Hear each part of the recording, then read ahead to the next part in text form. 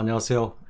자, 이번 시간에는 승철 스님의 상당법어집인 본지풍광 일면불 월면불 두 번째 시간인데요.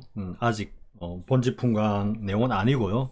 앞에 첫 번째 시간에서는 진재 스님의 법어집에 실려 있는 진재 스님의 법문을 갖다가 한번 보았죠. 그래서 제가 뭐 살짝 조금 의문을 표시한 부분도 있고요. 그런 부분을 일단 뭐 어쨌든 성전 스님의 본지풍광을 이야기해야지, 이야기할 때가 되어야지 그런 이야기들은 좀 이렇게 구체적으로 이야기를 할 수 있을 것 같습니다. 자, 이번 시간은 백암록의 일면불 월면불입니다. 백암록의 일면불 월면불은 제가 앞에서 한번 이야기를 했었죠. 제 1칙인 뭡니까? 달마불식, 그리고 제2칙인 조주부제 명백, 그리고 3칙인 일면불 월면불을 했는데요. 사실 솔직히 그때 일면불 월면불을 할 때는 뭐 조주부제 명백도 마찬가지였지만 뭐 달마불식도 그렇지만 뭐 이렇게 모든 걸 갖다 다 드러내고 할 수는 없었고, 또 지금 가만히 생각해 보면은 그때보다는 지금 조금 눈이 조금 더 열린 것 같습니다. 솔직히 그때 안 보였던 것들이 지금 좀 보이기도 하고요. 그거는 사실 성철 스님의 본지풍광 제1칙인 득산탁발화를 이제 하면서, 득산탁발화를 조금 이제 아무래도 뭐 최고의 고준한 공안이고 난해한 공안이라고 성철 스님께서도 뭐 원탑으로 딱 치시는 공안이기 때문에 저도 나름대로 이제 바짝 긴장을 하고, 어쨌든 모르는 부분은 알려고 많이 노력을 했죠. 그러니까 한눈에 안 들어오는 부분은. 그러는 과정에서 이 일면불 월면불에 대한 안목이 조금 넓어졌다고 할 수 있습니다. 이게 다 성철 스님 가르침 덕분이죠, 사실은. 본지풍광 보기 전하고 지금 본지풍광 하고 난 뒤에 보는 벽암록이 조금 다르게 이렇게 보이는 면들도 있습니다. 보다도 조금 분명하게, 그리고 보다도 폭넓게 이렇게 보이는 부분이 있습니다. 솔직히 말씀드리면 저도 이제 공부가 되고 있다는 거죠, 사실은. 그래서 아무튼 성철 스님에게 다시 한번 감사드리고, 제가 19일날 고시문에 다녀왔는데요. 해서백리나 뭐 영상 보신 분들은 아실 겁니다. 거기 가서 성철 스님에게 어쨌든 뭐 그러니까 설날 전에 가서 인사드리고, 설날 이후로부터는 조금 더 다른 게 좀 생활을 하자 해가지고 그런 어떤 마음가짐을 가다듬기 위해서 갔다 왔는데요. 뭐 그 효과가 있는 것 같습니다. 있는 것 같습니다. 자, 백암록 제3칙인 마주의 일면불 월면불을 보겠습니다. 제가 일면불 월면불이 마루꾸라 그랬죠, 그죠? 마루꾸라 그랬는데 득산탁발화를 하면서 제가 보는꾸라는 말씀을 드렸죠. 보는꾸. 그러니까 일면불 월면불은 그러니까 뭐 완벽한 보는꾸입니다.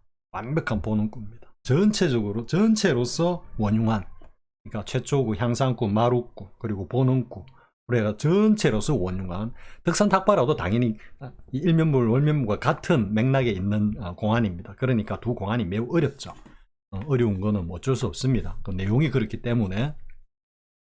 그래서 사실은 이제 이 앞에서도 이야기했지만 일면불 월면불이 이 보는꾸다라는 이 용어, 보는 회기꾸다 하는 그 용어가 사실은 득산탁발화를 좀 깊게 들여다보면서 딱 이게 올라온 겁니다, 사실은. 그러니까 뭐 조사로 어디에 찾아봐도 마루꾸까지는 있지만 보는꾸는 없습니다. 제가 그냥 이름 붙인 겁니다. 외람되이 아무튼 붙인 건데요. 그래서 그 득산탁발화도 어쨌든 허당선사하고 모림선사 두 분께서 이렇게 그게 관해서 이렇게 문답을 하시죠, 그죠? 하시는 가운데서 이게 본원구까지 다 드러나 있습니다. 드러나 있습니다. 여기 뭐 마주의 일면불 월면불은 말할 것도 없고요. 이거는 백암록에서는 사실 어떻게 보면 감추고 있습니다. 안 드러내고 있습니다. 그러니까 제가 처음 백암록을 봤을 때 이게 보는구까지는 생각을 못했습니다. 그냥 마루꾸다 그런 생각만 했다가 득산탁발화를 딱 본지풍광의 득산탁발화를 보면서 공부를 하면서 이거는 보는구인데 그럼 마주 일면불 월면불도 같은 취지인데 이제 이렇게 해가지고 되는 겁니다. 그래서 정리를 하고 보니까 뭐 훨씬 더 이제 뭐 뚜렷하게 명료하게 보이고, 앞에서 조금 흐릿했던 것들, 그러니까 확신할 수 없었던 그런 것들이 보다 더 이제 분명하게 확신을 가지게 되는 그런 발판이 된 게 성철스님 본지풍강의 덕산 탁발아 일칙이었습니다. 사실은. 자, 이제 한번 해보겠습니다. 마주의 일면불 수시부터요. 한 기연, 한 경계, 한 말씀, 한 구절, 즉 일기, 일경, 일언, 일구에서 깨달아 들어갈 곳을 찾으려는 것은 멀쩡한 살을 깎아 부스럼을 만들고 고정된 틀을 만드는 것이다. 이 첫 번째 구절에서 사실은 골수라고까지는 할 수는 없지만 요지는 딱 말씀하셨습니다.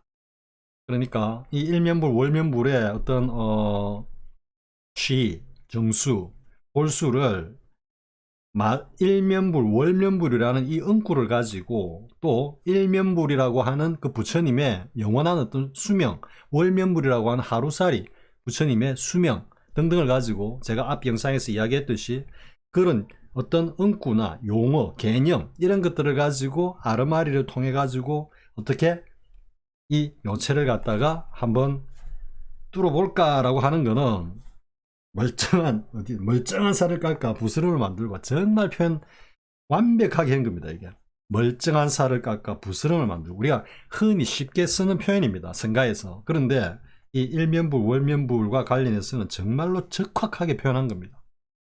멀쩡한 살을 그냥 막 깎아가지고 막 상처를 내고 부스럼을 만들고 하는 겁니다. 이게 나오지만 설두스님이 억울하다 하는 게 그겁니다. 제 살 깎아 부스럼 내고 막 이랬기 때문에 억울하다 이 소리입니다. 큰 스님, 대용은, 그죠? 대용이 목전에 나타나면은, 이제 전기대용, 대기대용 했을 때, 진제스님의 법문에서는 이, 대용을 강조했죠. 그죠? 그러니까 살알 자제하는, 그 취모금의 작가 선지식이었던 그 수완과 방편에 갖다가 포커스를 맞추면서 그만큼, 마조스님은 뛰어난 대종장이고, 그리고 그 마조스님의 어떤 살림살이를 갖다가 뚫어본 설두선사 역시 일천성인을 뛰어넘는 대선지식이다. 이렇게 하고 이제 마감을 했죠. 진스님께서. 근데 아무튼 여기도 큰 스님 대용은 이야기합니다. 그런데 사실은 이 일면불 월면불의 골수 정수는 이 전기대용에 있는 게 아닙니다. 그 대용에 있다라고 생각하고 20년 동안 설두스님이 그렇게 억울한 짓을 한 겁니다. 사실은 대용이 있는 게 아닙니다. 아무튼 큰 스님 대용이 목전에 나타나면은 일정한 법칙도 존재하지 않는데 우리 그랬죠. 그 뒤에도 나옵니다. 그 반산보적 스님의 향상 일로에 대해서 이야기한 거 있죠. 그죠? 그러니까 뭐 어디를 찾아봐도 찾을 수 없다. 어디서 자기 스스로 체득을 해야 돼. 체득, 향상일로의 도리는. 그런데 지금 일면불, 월면불은 그 체득한 경지에서도 어렵단 말이에요. 그 체득한 경지에서도 지금 그 이야기를 하는 겁니다. 그래서 대용이 목전에 나타나면 일정한 법칙도 존재하지 않아. 그러니까 결국은 뭡니까? 향엄스님이 갓장을 때리 던졌는데 소나무에 튕기는 소리를 듣고 딱 이렇게 소식이 오고 깨달음이 이른다든지 뭐 여러 가지 다양한 어떤 기연이 있기 때문에 그걸 갖다가 법칙이 없다 이런 이야기죠. 나아가 끝없는 초월의 일을 알려고 한다면 여기서 이제 끝없는 초월이 나왔죠. 뭐 향상구에만 그친다는 거 아니라는 거 알 수가 있죠. 그죠? 그러니까 그런 어떤 향상의 도리를 갖다가 딱 이렇게 깨치는데 이러는데도 일정한 법칙이 없어. 그러니까 어떤 시절 인연에 따라 가지고 그게 이루어지는데 거기에서 이제 더 한 발짝 초월해서 나가는 그 향상사에 있어서는 온 천지를 뒤져봐도 찾을 수 없단 말이야. 온 천지를 뒤져봐도 찾을 수 없는데 그 일개 은구나 아니면 어떤 기연이나 한마디 말에서 뭔가를 갖다가 한 글자에서 찾으려고 한다? 택도 없는 소리다. 지금 이런 이야기죠. 그죠? 자, 여기까지가 이제 어째 보면은 아직까지는 일면불, 월면불의 그 요체와 골수를 드러내고 있는 건 아닙니다. 그러니까 거기에 접근하고자 하는, 거기에 이루고자 하는 어떤 그 학인들의, 공부인들의 어떤 태도에 대해서 바른 길을 딱 잡아주는 거죠. 그러니까 뭔가 외부에서 찾으려고 하고 뭔가 특별한 무엇이 있는가? 하지 마라. 지금 이런 뜻입니다. 자, 보겠습니다. 그 다음에 이래도 되고 이러지 않아도 되지만 그래, 그 자리는 어떻게 보면 너무 쉬워. 이런 뜻입니다.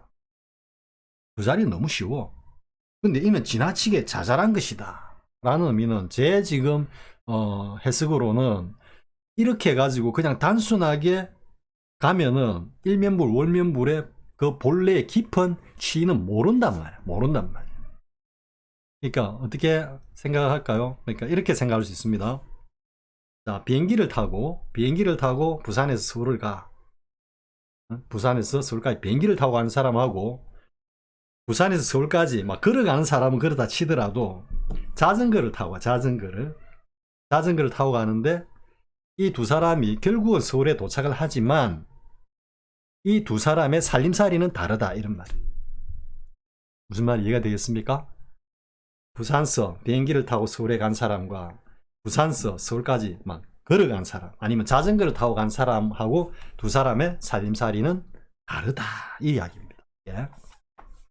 그래서 또 이래도 안 되고 이러지 않아도 안 되지만 이는 몹시 고준하여 접근할 수가 없다. 이거는 뭐냐면 지금 설두스님 이야기하고 있는 겁니다. 이래도 안 돼. 이러지 않아도 또 안 돼. 그러니까 설두스님 같이 그래 20년을 해도 안 될 정도로 이거는 너무 고준하고 깊은 곳이다, 이런 뜻입니다. 그런데 이래도 되고 이러지 않아도 되는 거나 이렇게 해도 안 되고 이러지 않아도 안 되고 하는 이 결국의 어떤 그 궁극적인 도달점은 바로 서울이다. 서울. 이해가 되죠? 비행기를 타고 가나 걸어서 가나 결국은 서울이다. 자, 그렇다고 양쪽에 어디에도 매여서는 안 된다. 그러니까 이래도 되고 저래도 된다라는 그 쉬운, 그러니까 그냥 부산 서울까지 비행기를 뚱 타고 가는 그걸 타고 가가지고 야, 내 서울 왔다 해도 안 되고, 그렇다고 한 걸음 한 걸음 해가지고 막 가가지고 서울에 도착했는데 이게 진짜다, 이것도 아니다, 이 말이야. 그러니까 뭐다? 이미 말 다 해버렸죠. 그 두 개의 경험이 다 어우러져서 하나의 경험이 돼야 된다, 이런 뜻입니다. 제 말씀이 더 어려울지 모르겠습니다. 자, 그러면 어떻게 하면 좋을까? 거량해 보리라. 이게 수시입니다. 그러니까 정말로 제가 그때 솔직히 처음에 영상할 때 이 수시 부분을 안 한 게 다행입니다. 그때 했으면 좀 헛소리도 좀 했을 것 같습니다. 솔직히 지금 가만히 생각해 보면은. 그런데 전체적인 취인은 벗어나지 않았는데 그 구절구절에서 조금 미끄러지는 그런 경우가 있었을 수도 있겠다 하는 그런 생각이 좀 듭니다. 솔직히. 자, 본칙을 보겠습니다. 마조 도일 스님의 몸이 편치 못하자. 이건 내용은 앞에서 진재 스님 법문할 때 했기 때문에 상세히 안 하고요. 그냥 본칙만 이야기하겠습니다. 원주가 물었다. 그런데 밑에 이제 원호 스님 착을 한번 보겠습니다. 제가 처음 할 땐 착을 안 봤거든요. 자, 보겠습니다. 마조 도일 스님의 몸이 편치 못하자 하니까 원호 극근 스님이 이놈이 잘못을 상당히 드러내는군. 남에게까지 누를 끼치는구나. 왜 이런 말씀을 하셨을까? 마조 도일 스님의 몸이 편치 못하자. 이 말씀에 원호 극근 스님이 지금 괜히 퉁명스럽게 시비를 거는 겁니다. 안 해도 되는데. 그러니까 본분 종사 입장에서 막 또 한 소리 하고 가야 되는 소리가 나왔기 때문에 그렇습니다. 자, 그러자 스님 요즘 몸이 어떠하십니까? 하고 물으니까 그것도 원호 스님이 404가지의 병들이 일시에 생겼구나. 3일 후에 마조 스님의 장례식을 치르지 않는다면 훌륭하다 하리라. 인의의 도리로서 여쭙는 인사구나. 그러니까 뭐 여슬이 하면은 돌아가시기 뭐 전날에 뭐 있었던 일이다, 이런 이야기도 있고요. 아니면 뭐 심하게 당일에 있었던 일이다라고 하는 이야기도 있고 하니까요. 그래서 인의의 도리로서 여쭙는 인사구나 하는 거는 이게 뭐 법을 담아갖고 물은 건 아니다 막 이런 의미로 지금 말씀을 하신 것 같습니다. 공부가 된 학인이라면 뭐 다르게 물었을 수도 있겠죠, 그죠? 그러니까 막 그냥 의뢰 여쭙는 무난 인사인데 딱 여기에 대해서 마조 스님이 일면불 월면불이지 딱 하니까 오늘 그 스님이 매우 분명하구나. 제자를 기르는 솜씨여. 법을 쫙 드러냈다는. 이 부분을 두고 이제 앞에 진제 스님은 취모금, 살인도와 활임금을 갖다 거론하면서 이런 작가 선지식으로서의 그 어떤 수완과 방편, 살을 자제하는 마조 스님의 이 법의 경지를 알겠는가 강조를 했고, 또 그것을 갖다가 꿰뚫고 본 설두 스님을 갖다가 어쨌든 대선지식으로 이렇게 칭송을 했죠. 자, 이제 그 다음 평창을 보겠습니다. 자, 마조 스님의 몸이 편치 못하자 원주가 스님 요즘 몸이 어떠십니까? 라고 물으니 스님은 일면불 월면불이지 라고 하였다. 스님께서 본분의 일로서 제접하지 않았다면 어떻게 불도가 빛날 수 있었겠는가? 그러니까 이렇게 법을 담아서, 그러니까 원주는 그냥 인의의 도리로서 안부를 갖다가 여쭈었는데 거기에 대해서 작가 선지식, 본분종사의 그 어떤 본래 면목으로서 법을 갖다가 딱 드러내는, 그러니까 어떻게 보면은 삶 자체 하나하나, 행동 하나하나 자체가 다 선사들은 법으로서 행한다 그래서 드러내고, 그죠? 그러니까 본분종사의 어떤 그 도리, 입장을 갖다가 잃지 않고 뭐 내일 모레 하시는 그 어떤 시각에서도 법으로서 딱 제접을 하는 이 마조 스님의 이 솜씨가 정말 훌륭하다, 이렇게 지금 원호 스님이 이제 이렇게 받들고 있는 겁니다. 이 공안의 핵심을 알았다면 높은 하늘에서 홀로 걷겠지만 핵심을 모른다면 반드시 마른 나무 바위 앞에서 길을 잘못 들고 말 것이다. 그러니까 이 공안의 핵심을 알았다면 정말로 어떻게 한다? 높은 하늘을 갖다가 홀로 답보할 거다 그랬죠, 그죠? 그러니까 뭐 그만큼 이 공안의 골수를 갖다가 요체를 뚫어보는 안목은 드물다라고 이제 이야기를 하는 거죠.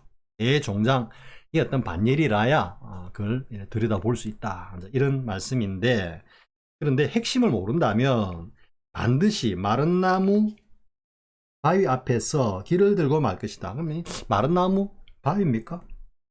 그러니까 거의 말했습니다. 이정표 갈림길이 있어. 이리 갈까 저리 갈까 차라리 돌아갈까 삼각지가 딱 있어. 그럴 때 이걸 잘못 오해하면 어디로 간다? 이쪽으로 가야 되는데 다른 길로 간다, 이런 의미입니다. 이 다른 길로 간 분이 누구다? 설두스님. 다른 길로 가갖고 그렇게 헤맸다라는 이야기입니다. 자, 본분의 경지에 도달한 사람이라면 여기에 이르러 모름지기 농부의 소를 빼앗고 줄인 자의 밥을 훔쳐먹는 수완이 있어야만이 비로소 마조 스님이 사람을 지도하는 법을 보게 될 것이다. 흔히 이제 뭐 농부의 소를 빼앗고 굶주린 자의 밥을 훔친다라는 이야기는 결국은 그 사람을 어떻게 한다는 이야기입니까? 어떻게 보면 일단 죽인다라는 겁니다. 농부의 소를 빼앗으면 그럼 죽은 거나 마찬가지죠, 그죠? 배고파가 지금 굶어 죽을 판인데 그 사람의 밥을 갖다가 딱 훔쳐버리면 거의 뭐 죽다시피 하는 거죠. 이걸 갖다 이제 다른 측면에서 보면 이제 뭐 살인도를 휘두르고, 그런데 또 있다 보면은 농부의 소를 훔쳤다가 딱 보니까 나중에 소 10마리하고 밭을 갖다가 수십마지기를 갖다가 도로 돌려줘. 살려주는 겁니다. 그리고 밥을 훔쳤는데 그 가난한 사람 나중에 보니까 막 한상 거하게 차려가지고 도로 내줘. 살리는 거죠. 그러니까 살인도 활임금을 자유자재로 한다는 이야기죠. 그러니까 이 일면불 월면불에 이 공안을 갖다가 관철하는 그런 어떤 안목이라면, 안목의 어떤 목표를 가지고 다행히 그런 안목으로 유도를 했다면 농부의 소를 빼앗고 굶주린 자의 밥을 훔치는 그 학인 대상에게는 엄청난 큰 은혜를 베푼 거다, 이런 의미가 되겠죠, 그죠? 이거는 뭐 다시 한번 이야기할까요? 제가 워낙 자주 이야기해가지고 양기방해 스님이 백운수단 스님을 갖다가 향상일로로 딱 이끌 때 제가 짤막하게 단계별로 딱딱딱 나눠서 이야기해 보겠습니다. 뭐가 살인도고 뭐가 활인금인지. 이게 처음에 백운수단 스님을 딱 대했을 때 양기방해 스님이 야, 큰 법기다. 나의 법을 있게 했으면 참 좋겠다라는 생각에 이제 백운수단 스님에게 아주 공대를 하죠. 한참 손아래인데도 그게 이제 벌써 살인금을 싹 갈고 있는 겁니다. 싹 갈고 있다가 그 다음에 오도성을 들려줄 수 있겠는가 했을 때는 칼을 뽑았습니다. 칼을 딱 뽑았고 그 다음에 오도성이 딱 끝나고 난 뒤에 하하하하 웃으면서 양기 스님이 그냥 딱 나갈 때는 한번 백운수단 스님의 목을 쫙 그어버린 겁니다. 그래서 백운수단 죽었습니다. 죽었고 그리고는 백운수단 스님이 이제 막 완전히 죽어가지고 막 어쩔 줄 몰라 하는데 결국은 이제 그 다음날 용기를 내가지고 딱 찾아가가지고 스님 정말로 그 웃고 나가신 취를 모르겠습니다 라고 이제 딱 이야기하니까 그 정초니까 야호를 갖다가 액막을 해놨는데 백운 스님 그대 오면서 야호를 보셨는가 딱 할 때 이제 활인금을 싹 꺼내는 거예요. 활인금을 딱 하니까 그 다음에 백운수단 스님이 예 보았습니다 하는데 거기서 한 번 더 백운 스님 그대는 저 야호보다도 한 수 아래네 딱 이랬을 때는 죽인 게 아닙니다. 이제는 한번 쫙 살짝 끈 겁니다. 이게 활인금을 백운수단 스님을 살리는 그 금을 싹 한번 꺼가지고 그 다음에 제일 마지막에 그 취를 갖다가 딱 이야기하면서 사람들은 웃는 것을 참 좋아하는데 백운 스님 그대는 웃는 것을 두려워하는구나 했을 때 그냥 활인도를 쫙 펼친 겁니다. 거기서 백운수단 스님이 활연대오하면서 확철대오하죠. 이게 살인도 활인금입니다. 그러니까 지금은 이제 양기방해 스님이었던 그 제접인데 지금 여기에 마조 스님의 일면불 월면불 인이라 하는데 그 살인도와 활인금이 다 지금 다 작용하고 있다라는 이야기죠. 자, 그 다음 보겠습니다. 요즘 사람들은 흔히 말하기를 여기서부터 나온 이야기는 그냥 한번 읽고 가겠습니다. 아무 관계없는 이야기는 요즘 사람들은 흔히 말하기를 마조 스님이 원주를 제접했다고들 하는데 좋아하고 있네. 그러니까 제접이란 말은 원주 스님이 뭔가 법을 갖다가 묻는 어떤 그런 경지에서 물어왔다면은 제접을 했다 이렇게 볼 수 있지만 어쨌든 이 원주 스님은 그냥 의뢰 안부를 물었다 막 이렇게 이해할 수 있겠죠. 그죠? 아무런 관련이 없다. 요즘 대중들이 이를 잘못 이해하고서 눈을 부릅뜨고 여기 왼쪽 눈은 일면이요 오른쪽 눈은 월면이라고 하니 이와는 무슨 관계가 있겠는가. 소위 말해가 이제 사조선의 선지식들이 자신들이 그동안 공부를 하면 공부했던 것 그리고 그것을 바탕으로 해서 설법을 했던 것 그런 어떤 그 논리 구조에서 벗어나지 않기 위해서 그 틀 안에서 아르마리로 이 일면불 월면불의 그 취지를 갖다가 이렇게 왼쪽 눈은 일면불이요 오른쪽 눈은 월면불이요 해가지고 그동안 자신들이 막 주장했던 그 논리의 틀 아르마리의 틀 속에다가 딱 집어넣는 그런 어떤 행태를 갖다가 지금 비유하고 있다고 볼 수 있는 겁니다. 하니 이와 무슨 관계가 있겠는가. 당나귀 띠 해가 되더라도 꿈에도 보지 못할 것이다. 당나귀 띠는 뭐겠습니까? 당나귀 띠가 없죠. 그러니까 그런 세월은 오지 않는다 이런 뜻입니다. 꿈에도 깨치지 못한다 이런 말이죠. 참으로 옛사람의 뜻을 잘못 알고 있을 뿐이다. 그런데 마조 스님이 이처럼 말씀하셨지만 본래의 뜻은 어디에 있을까? 일면불 월면불을 했는데 본래의 뜻은 도대체 어디에 있을까?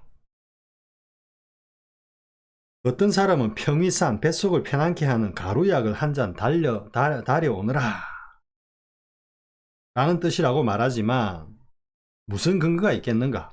여기에서 어떻게 하여야만 평온할 수 있을까? 즉 제대로 마조 스님의 이 취를 제대로 꿰뚫고 온전하게 그 낙처를 알 수 있을까? 이런 말이죠. 자, 이 때문에 반산 스님은 이러기를, 즉 반산 보즉 스님은 우리 향상일로 할 때 한번 했죠. 항상 일로는 일천승인도 전하지 못하는데 배우는 이들이 고생하는 것이 마치 마치 물에 어린 달 그림자를 잡으려는 원숭이와도 같다고 말하였다. 이거는 뭐 앞에서 뭐 몇 번이나 얘기한 거죠, 그죠? 그러니까 달 그림자라는 것은 외물이고, 특히 또 현실로 실제적으로 그 달 그림자는 건져낼 수 없는 것이기 때문에 이거는 뭐 절대적으로 불가능한, 그죠? 그런 어떤 것인데도 불구하고 그게 매달린다, 이런 뜻이죠. 그런데 본지풍강에 지금 일면부 월면부는 아닌 것 같고, 어디에 쓴가 보면은 성주스님이 차글을 다시는데 이렇게 답니다. 물속에 어린 달 그림자를 몇 번 건져내고 보면 비로소 알게 되리라. 이렇게 성주스님이 이렇게 차글을 다시는 부분이 있습니다. 지금 아마 본지풍강에 제가 얼핏 어디서 봤는데요. 그럴 때는 또 지금 이 의미하고는 좀 다릅니다.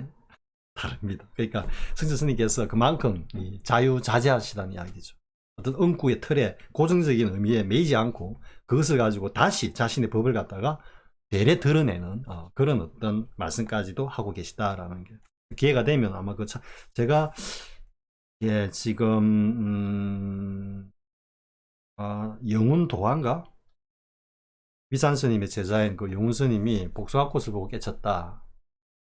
아마 거긴 것 같습니다. 제가 지금 이제 생각하고 있는 게 영운도화하고, 그리고 동산이 무리로 간다라고 하는 운문스님, 모든 부처님이 나신 곳이 어딥니까 하니까 운문스님이 저 동산이 무리로 간다라고 한 그 공안하고, 그리고 지금 본지풍강에서 대사각화, 지금 앞에 대사각화를 했지만 지금 여기서도 앞에 일면부 월면부를 했지만 배감록 하면서, 그죠?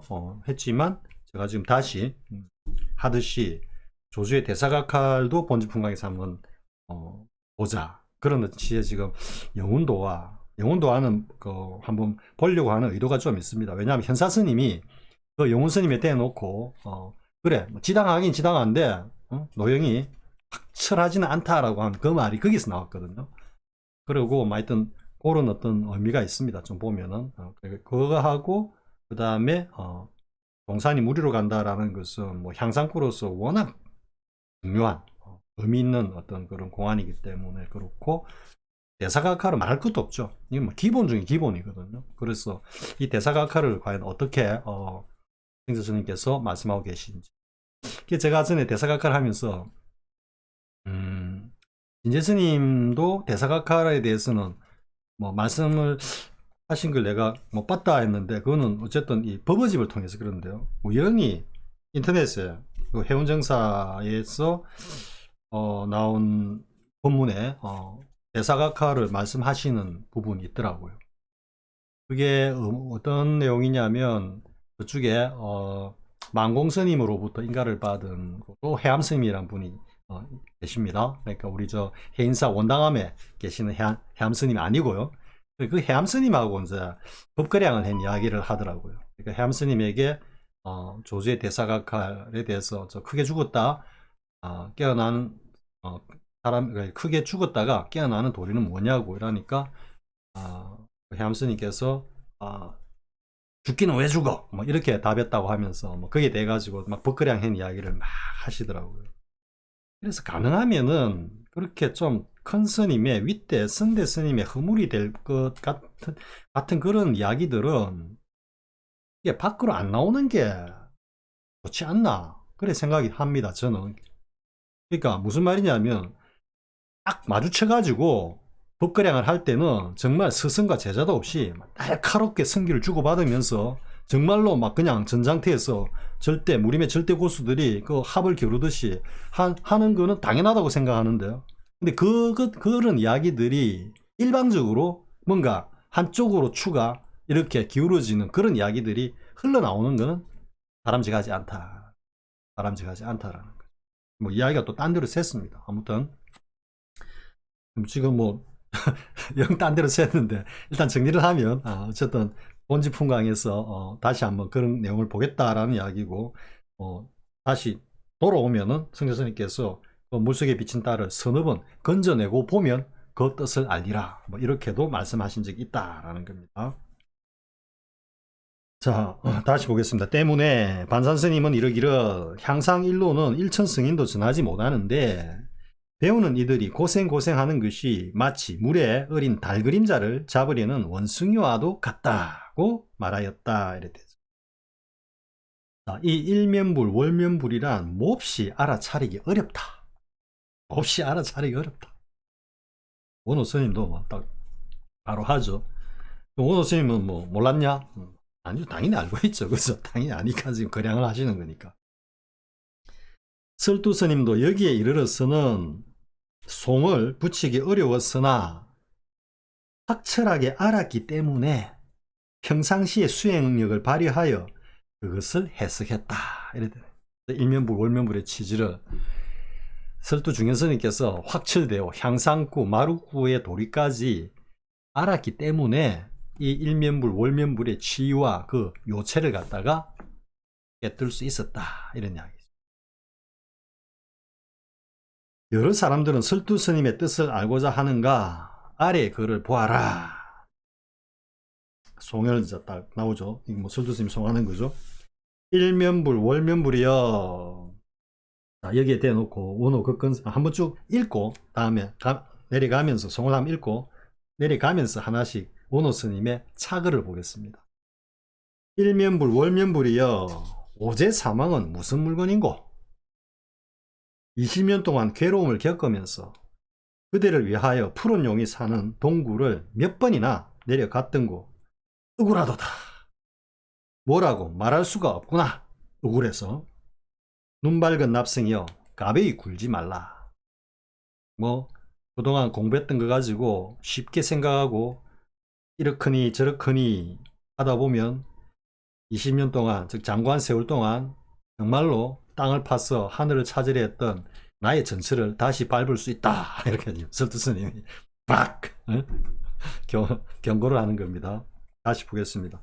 일면불, 월면불이요 했는데 여기에 원호 극근 스님의 차근은 입을 열어 뱃속을 들여다 보았다.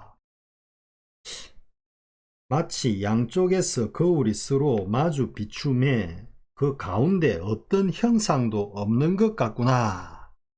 자, 예를 들어서 일면불, 월면불이요. 이제 그러니까 선지식께서 학인이 이제 자기가 깨쳤다고 찾아온 겁니다. 찾아와가지고 일면불, 월면불에 대해서 한번 일러보아라. 이러니까 이 찾아온 학인이 딱 이렇게 말하는 겁니다.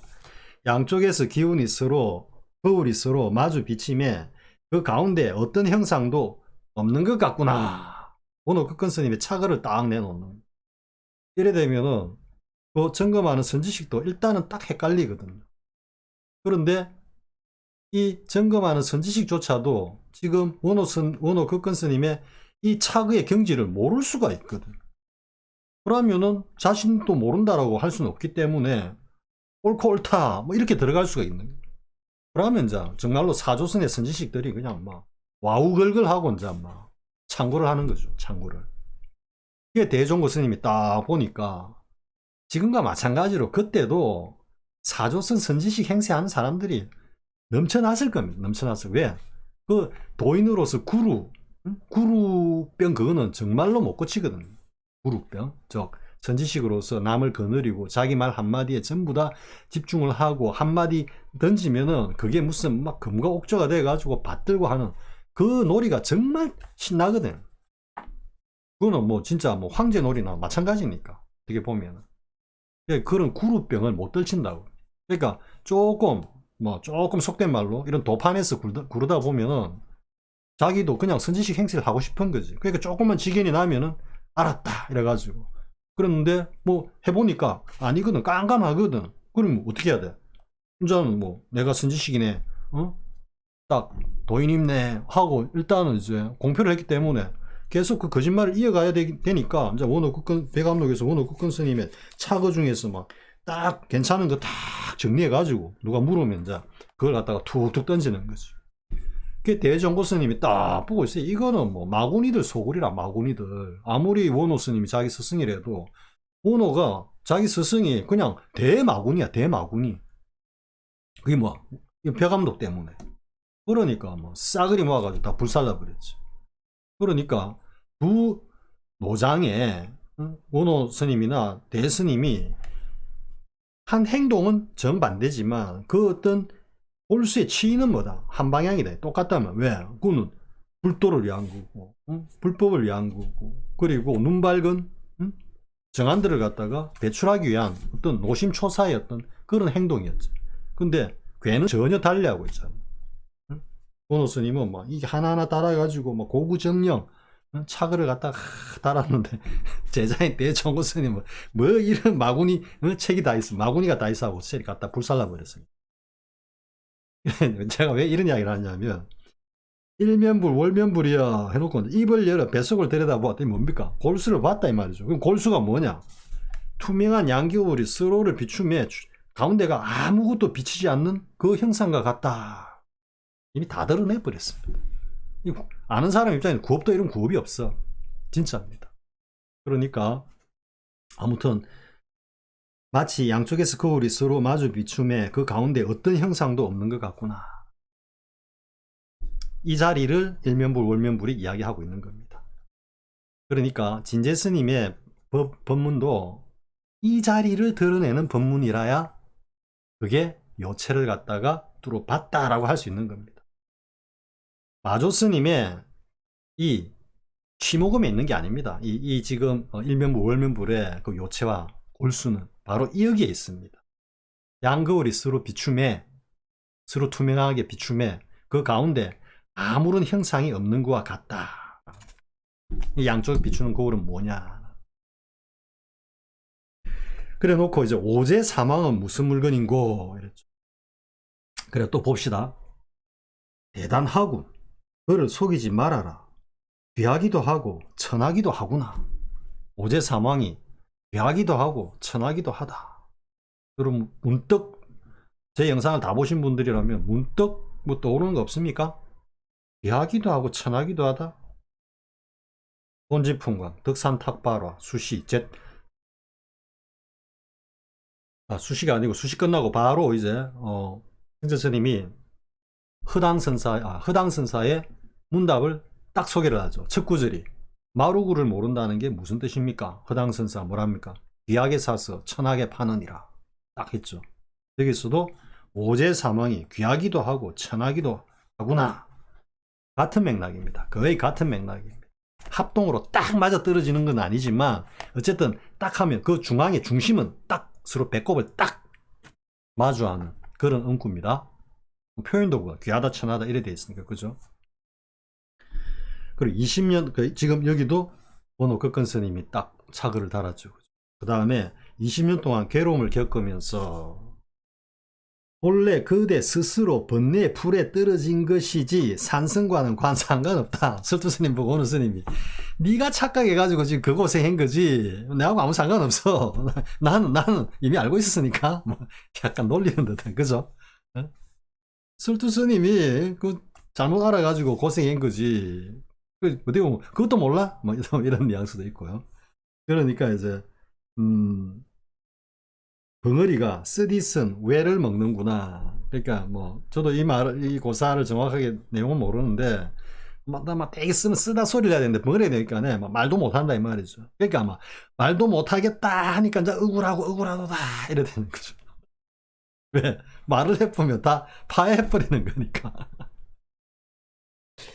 억울하도다 하니까 남을 근심시키는구나. 근심 있는 사람이 근심 있는 사람에게 말하지 말라. 그러니까 근심시키는구나 라는 거는 뭐냐 하면은 지금 이 자리에 대해 가지고 이 공안의 어떤 그 요체에 대해 가지고 아직까지 모르고 헤매고 있는 사람들 이런 사람이 이제 단 근심이죠. 시원하지가 않으니까 근심 있는 남을 근심시키는구나 이렇게 얘기하는. 그러니까 근심 있는 사람이 근심 있는 사람에게 말하지 말라 하는 게 이제 근심 있는 사람이라는 거는 어떻게 보면은 이거를 갖다가 꿰지 못한 그죠? 그런 어떤 자리인데 이걸 굳이 이야기한 거는 어떻게 보면은 철두스님들은 그러니까 깨치기 전에 어떤 그런 어떤 경지를 가지고 막 입은 벌리지 마라 해봤자 괜히 못 깨친 사람 헷갈리게만 만든다 뭐 이런 의미고 될 수도 있고요. 뭐라고 말할 수가 없구나. 원호 스님이 또 누구에게 말할고 약간 놀리는 느낌. 그죠? 근심 있는 사람과 더불어 말하면 더욱 그 사람을 근심시킬 뿐이지. 그죠? 그러니까 못 모르는 사람한테 지금 이걸 알았대 가지고 여기 관한 취지를 갖다가 이야기를 해. 그러니까 완전 파해하는 게 아니고 그냥 알은 그 도리에서 지금 이렇게 이야기를 해. 뭐 사망 오제가 도대체 무슨 물건이고 막 이렇게 말을 한다고 하면 그 못 알아 그 자리를 못 깨고 있는 사람은 여전히 모른다 이에요. 여전히 그 이야기입니다. 그래 이야기해봤자 여전히 모르는 사람 몰라. 막 이런 이야기예요. 눈 밝은 납승이여 가비에 굴지 말라.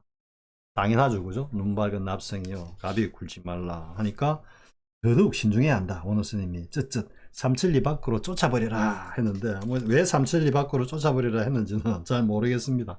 그러니까 뭐 이걸 갖다가 달리 뭐 이야기하면은 뭐 석가가 삼천리 밖으로 물러나고 뭐 이런 건데, 그러니까 지금까지 신중해야 된다 했으니까 이 지금까지 생각했던 것들을 갖다가 삼천리 밖으로 쫓아버려라. 지금까지 잘못 했던 생각들이 전부 다 전부 다 빗나간 화살이기 때문에 그 다 지워버려라. 이런 의미로 이해할 수 있겠죠.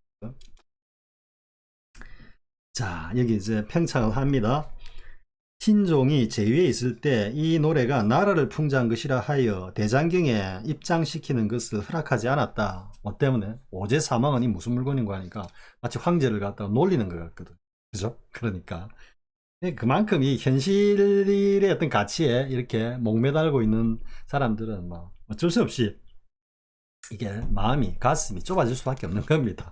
천자라 하더라도 그 뭐 어떻게 보면 뭐 스님들끼리 하는 이야기인데 선문답이네 하고 넘어가면 될 건데 이 한 구절에 그냥 노발대발 해가지고 대장경에도 못 넣게 하고, 설두 스님이 맨 먼저 일면불 월면불이여라 하고 이 말을 마치고 오제 사망은 무슨 물건인고라고 했다 이랬죠.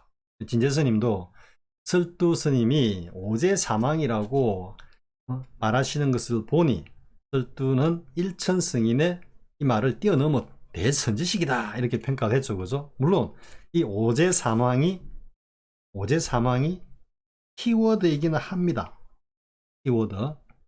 그런데 이 오제 사망이 그 낙처를 이야기하느냐 하면 아니다 라는 이 오제 사망이 바로 그 낙처를 이야기하느냐 하면은 아니다.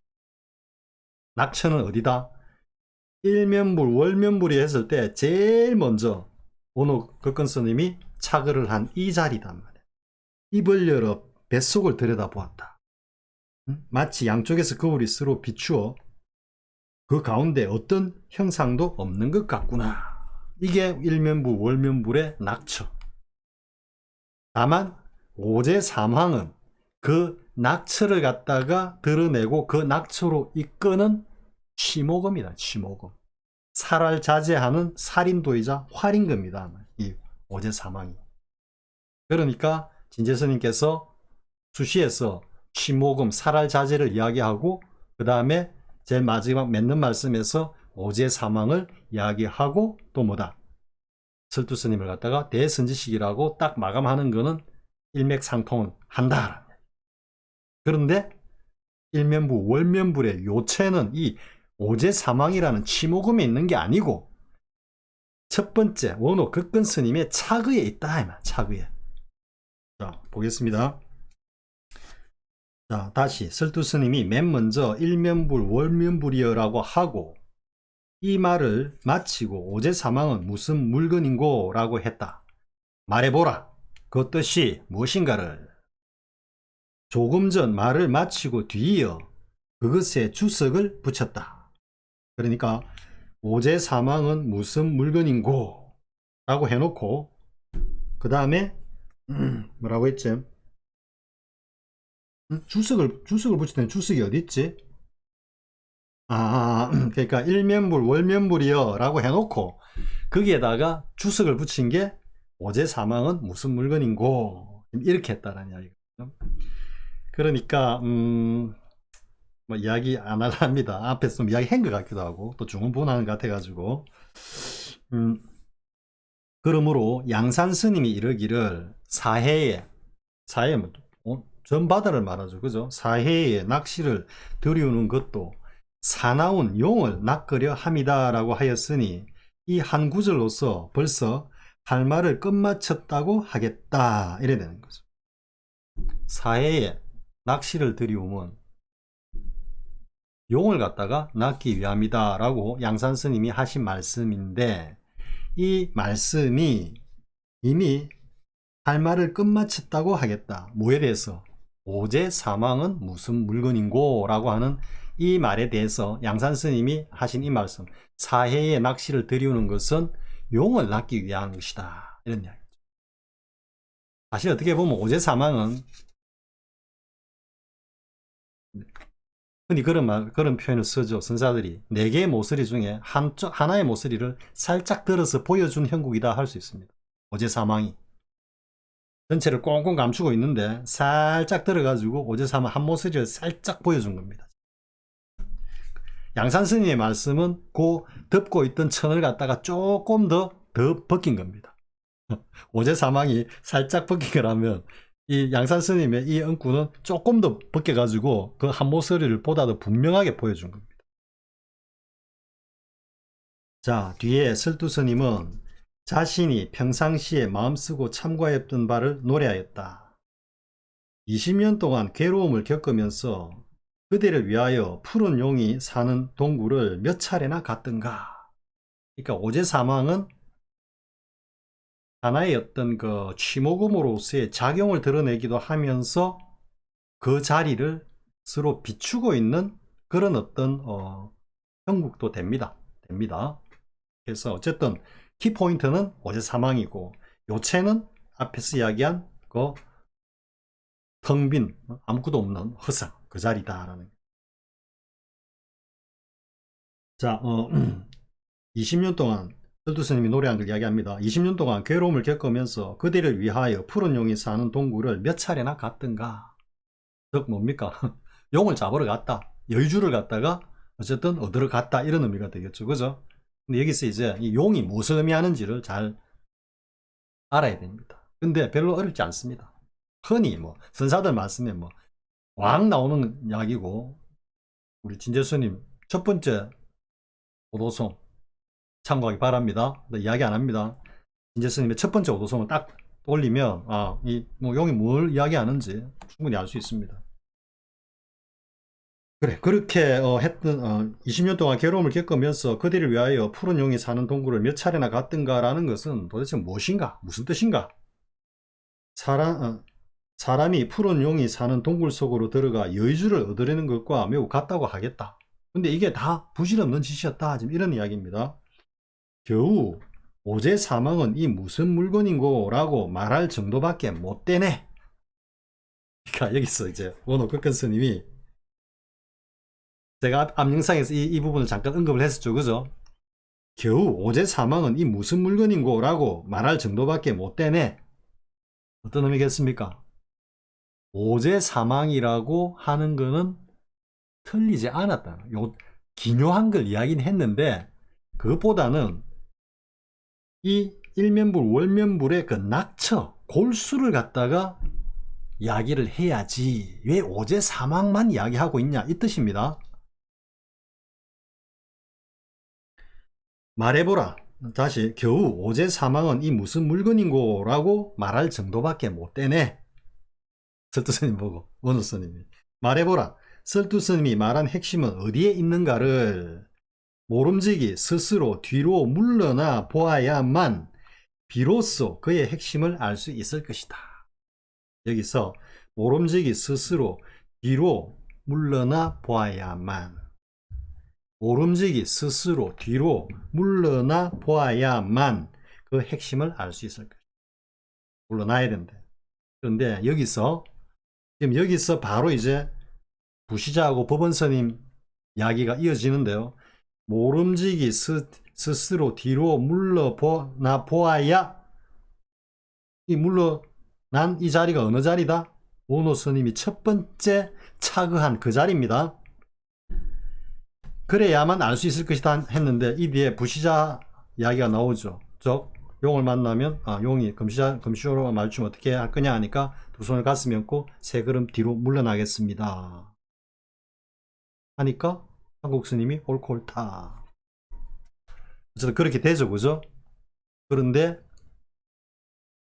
여기서 말하는 모름지기 스스로 뒤로 물러나 보아야만 하는 거하고 양손을 두 손에 가슴에 얹고 허리를 굽혀 세 걸음 뒤로 물러서는 거하고는 다른 겁니다. 다른 겁니다. 자, 이야기를 이어가겠습니다. 왜 듣지 못하였는가? 이제 그 초점, 문제 초점이 되는 그 이야기가 나옵니다. 흥량의 부시자가 법원 스님의 질문에 대답했던 것을, 즉 이제 법원 스님이 묻고 부시자가 대답을 하는 겁니다. 법원 스님이 묻기를 사갈 영왕이 바다에서 출현하자 천지가 진동을 하는데 얼굴을 마주하고 서로 만나면 어떠하겠습니까? 사갈 영왕, 이 내용만 보면은 사갈 영왕이 막 두 마리가 바다 위로 출현을 해가지고 막 얼굴을 딱 맞댔을 때는 이게 도대체 어떤 일이 벌어지겠습니까? 이래 되는 거죠. 그죠? 조주 대사각할에서 조주 스님께서 투자산에 투자 스님 방문해가지고 죽은 사람이 크게 죽은 사람이 다시 깨어날 때는 어떠합니까? 하니까 어두운 밤에 떠나는 것을 허락취하느니 모름지기 반드시 날이 밝아야 날이 밝아서 도착해야 하느니라. 지금 사갈 용왕 두 마리가 막 그죠? 이런 겁니다.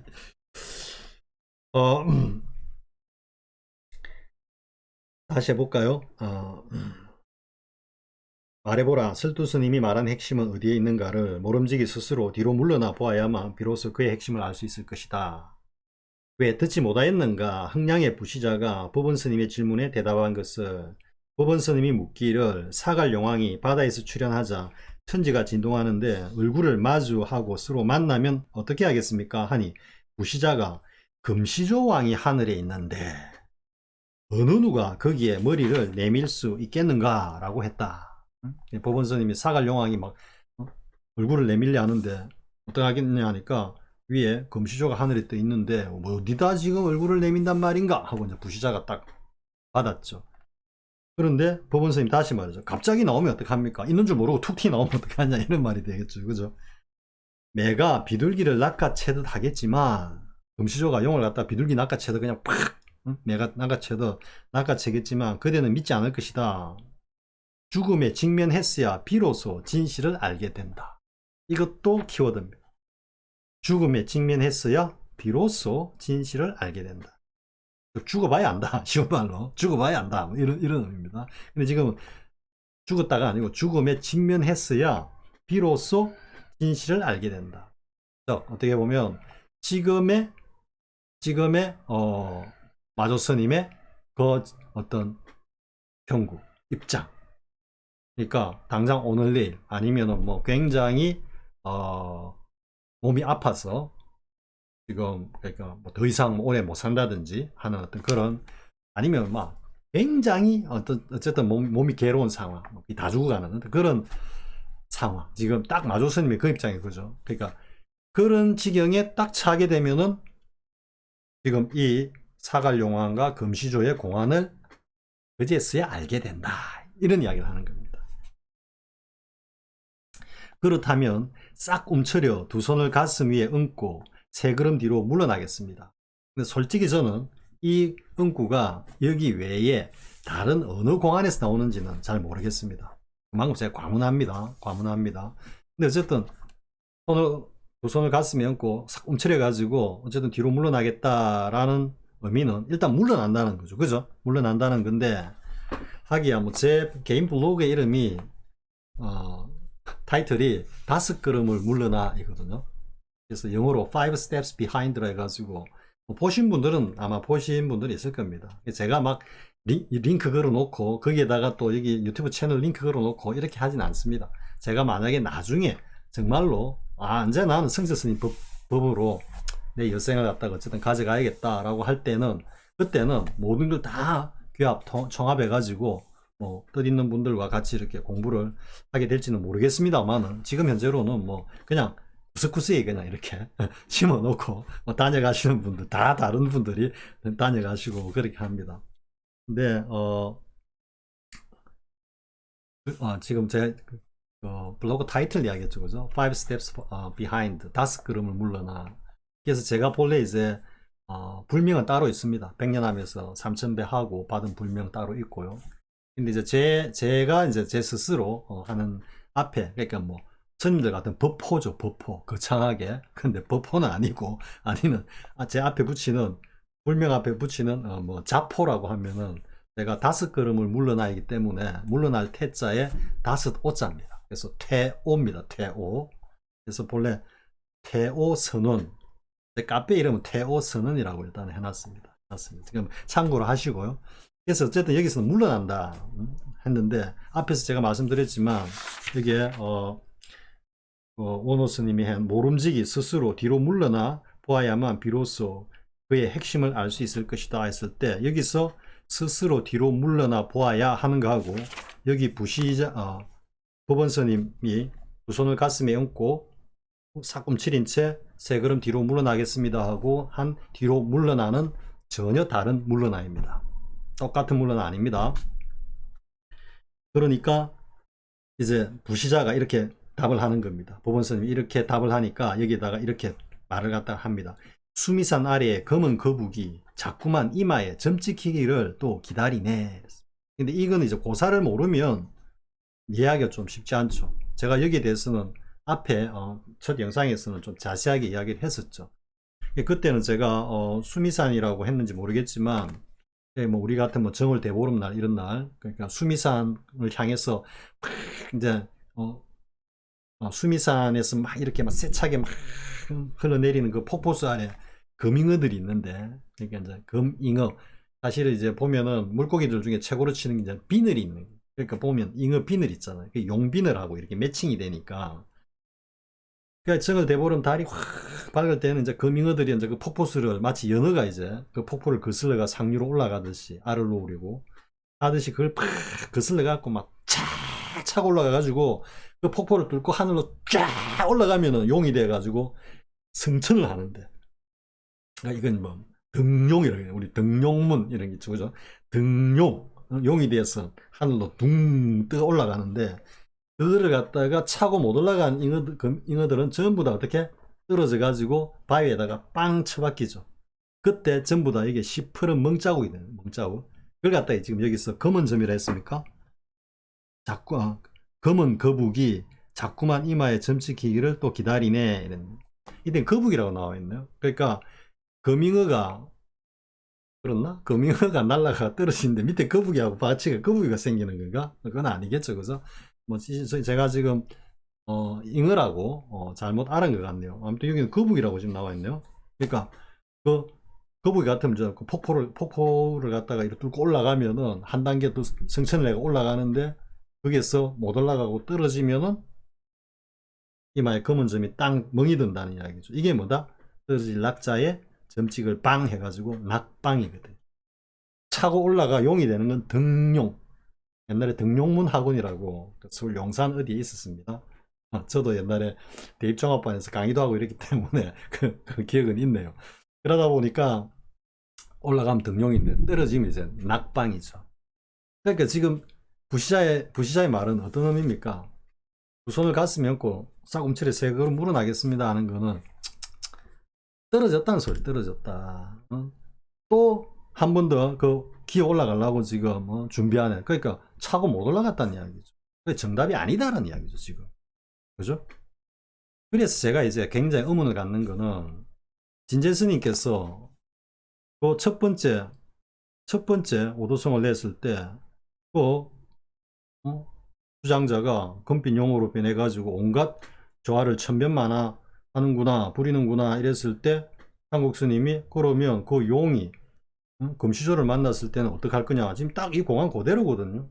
그러니까 진재 스님이 두 손을 가슴에 얹고 음칠 이제 세 걸음 물러나겠습니다 하니까 옳고 옳다 이래 됐거든, 한국 스님이. 그러면 이때 이제 옳고 옳다라는 것은 추론해 보면은 앞에 모름지기 스스로 뒤로 물러나 보아야만 비로소 그 핵심을 알 수 있을 것이다 라고 한, 여기에서 딱 착안을 해 가지고 뒤에 나오는 이 법원 스님의 이 말이 옳은 말이다라고 평가했다라는 거죠. 근데 저의 좁은 소견으로 봐서는 아니다라는 겁니다. 이거는 틀린 답이에요. 틀린 답. 이거는 뭐 정말로 또 눈 밝은 이가 나오셔가지고 한번 또 칼질을 한번 뭐 해주시는 좋겠습니다. 자, 그래서 다시 보겠습니다. 자, 갑자기 나오면 어떡합니까? 매가 비둘기를 낚아채듯 하겠지만 그대는 믿지 않을 것이다.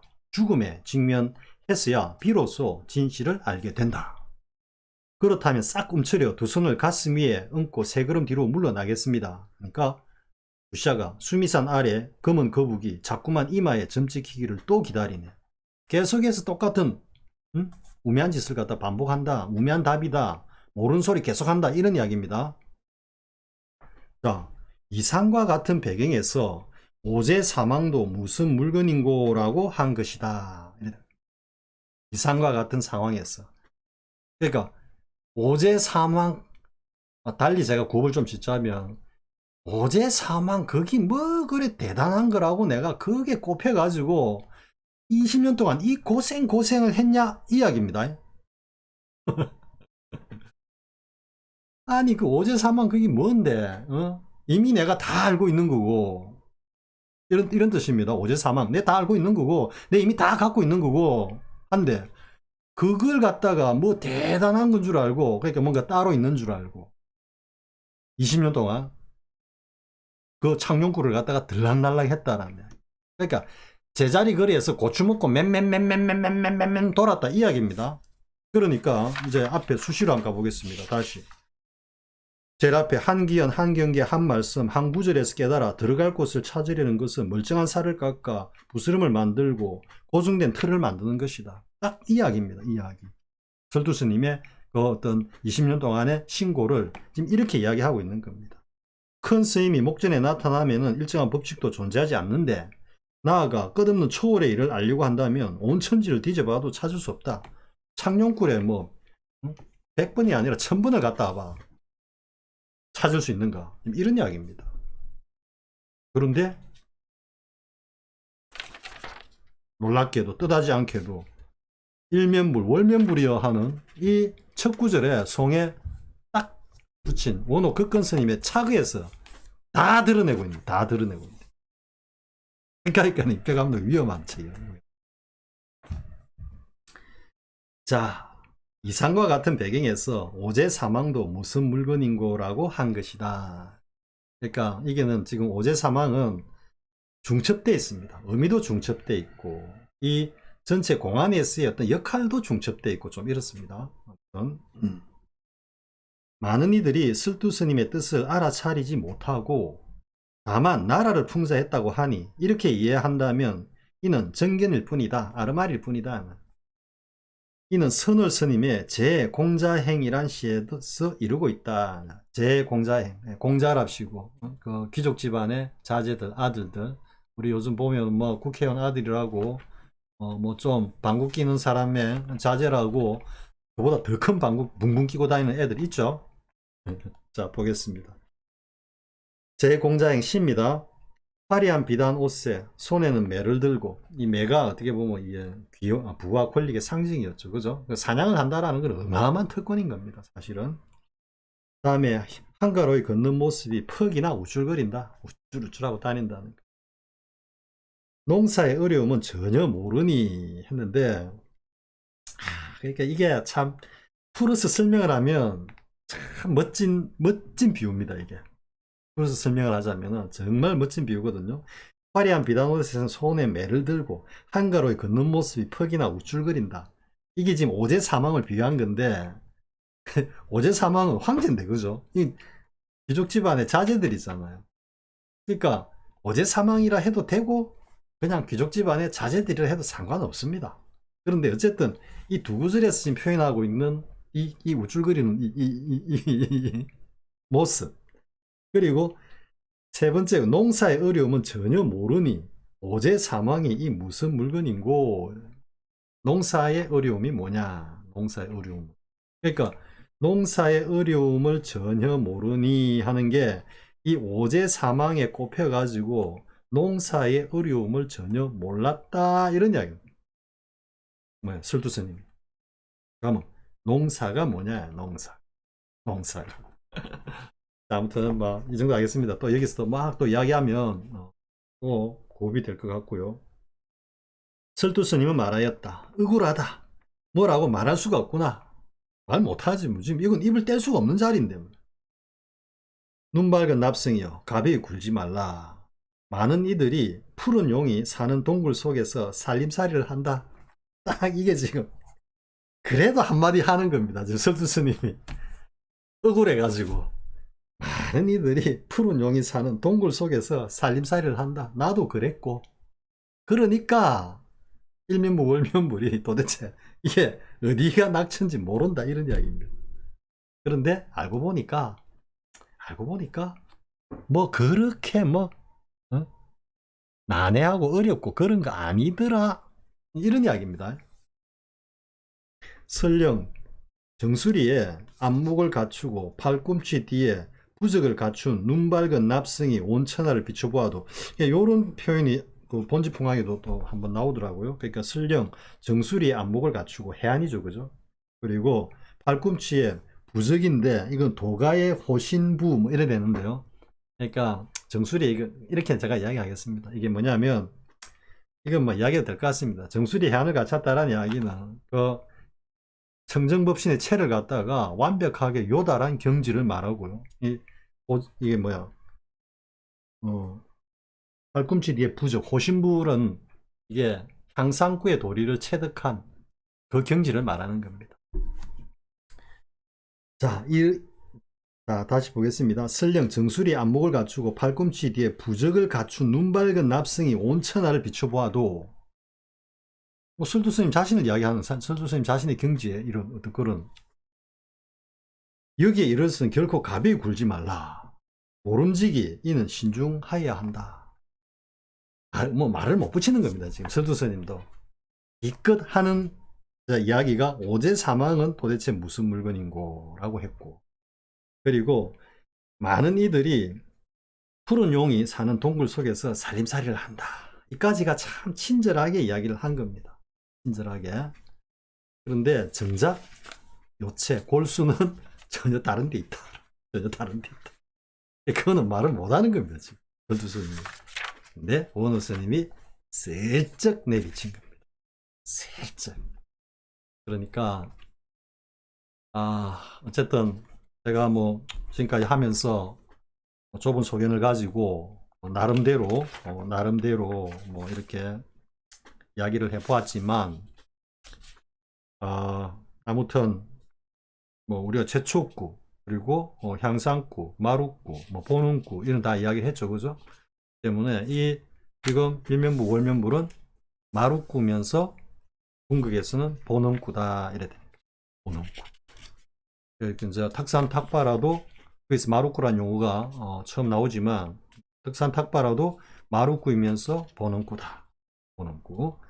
보면은 허당선사와 도림선사의 문답. 그게 성조스님은 이제 덕산탁발의 골수를 갖다가 관찰했다 그랬죠, 그죠? 거기서도 보면은 보는구로의 보는의 어떤 자리로서의 회기에 관한 응구가 딱 나옵니다. 자, 이번 시간은 여기까지 하겠습니다. 벼감록의 제3시기 마주의 일면불 월면불 앞에 했던 영상하고는 뭐 내용이 많이 상당히 조금 다르다면 다르고요. 왜냐하면 그때는 정말로 이야기하기가 힘들었고 저도 모자란 부분도 조금 있었고요. 지금 생각해 보면은 그래서 그때 영상은 그 나름대로였던 것 같이 뭐 저는 그때 사실은 이제 마루구의 영역만을 이야기하면서 뭡니까 제가 뭐 개성 비슷하게 하나 착으로 붙인 게 있죠, 그죠? 그러니까 선방에는 수자들이 참선에 들어있고 텃밭에는 채소들이 훈풍에 제잘 그리고 있다 라고 하는 것이 이제 어떻게 보면은 뭐라고 할까요? 그러니까 제일 처음에 오제 사망은 무슨 물건인고 했을 때 귀하기도 하고 천하기도 하구나 라고 하는 이 원호 극근 스님의 물론 오제 사망하고 제가 말씀드린 거하고 그 낙츠가 도리가 같다라는 이야기는 아닙니다. 아닌데 귀하기도 하고 천하기도 하구나 라고 하는 어떤 그런 맥락에서의 마루쿠의 영역을 갖다가 드러낸 거다. 그래서 이제 그렇게 한 거고요. 거기서 이제 궁극으로 더 나아가 가지고, 그러니까 그때 제가 이제 말씀을 드린 거는 그 응구의 요체는 뭐였다? 텃밭의 그 불보살들은 그 윤회였던 쳇바퀴 속에서 전혀 개의치 않고 흔쾌히 윤회의 어떤 그 틀 속에 뛰어들어서 그 윤회 속에서 뭔가 자신의 어떤 삶을 펼쳐 보이는, 이게 진정한 탈윤회다 그랬죠. 그죠? 그런 경지가 일면불, 월면불의 그 요체와 맞닿아 있다. 이런 측면에서 이제 제가 그 말씀을 드린 거고요. 근데 뭐 이번 시간에 이제 했던 이 이야기들이 어쨌든 일면불, 월면불의 볼수와 요체를 제가 뭐 어쨌든 좁은 소견이지만 이야기를 정확히 한 거다. 이렇게 이야기할 수 있습니다.